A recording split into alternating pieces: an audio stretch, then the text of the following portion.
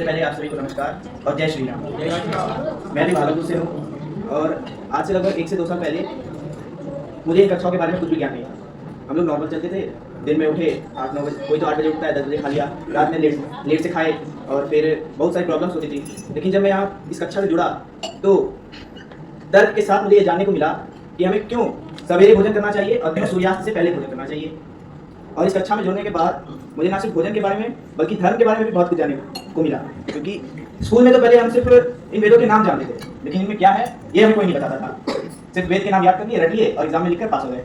लेकिन यहाँ आकर मुझे पता चला कि वेद आखिर होते क्या है। वेद परमात्मा के दिए हुए कॉन्स्टिट्यूशन, जिसका हमें पालन करना है, तभी हमें सुख की प्राप्ति होगी, अन्यथा जिंदगी भर में दुखी भोगना है, अगले जन्म में भी दुख भोगना है। तो आज मैं यहाँ आकर अपने आप को बहुत भाग्यशाली महसूस कर रहा हूँ। उनके लिए मुझे खेद है कि जो यहाँ पर आज उपस्थित नहीं है।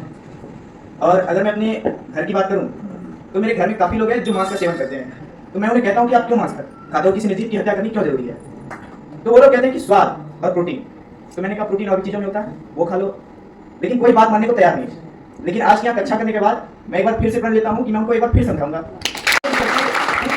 वो मांस खाना छोड़ दें और किसी निर्जीव की हत्या करना छोड़ दें।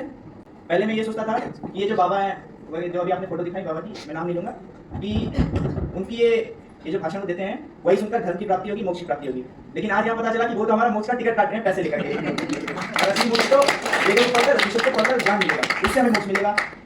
और मैं ये प्रण लेता हूँ कि आज से मैं राष्ट्र के लिए जीऊंगा और मेरी तरफ से जो भी संभव हो मैं अपने राष्ट्र के लिए न्यौछावर करूंगा और पूरी कोशिश करूंगा कि इतना सफल बन पाऊं कि तन, मन और धन तीनों से इन भारत के गुरुकुलों को मैं बढ़ा सकूं।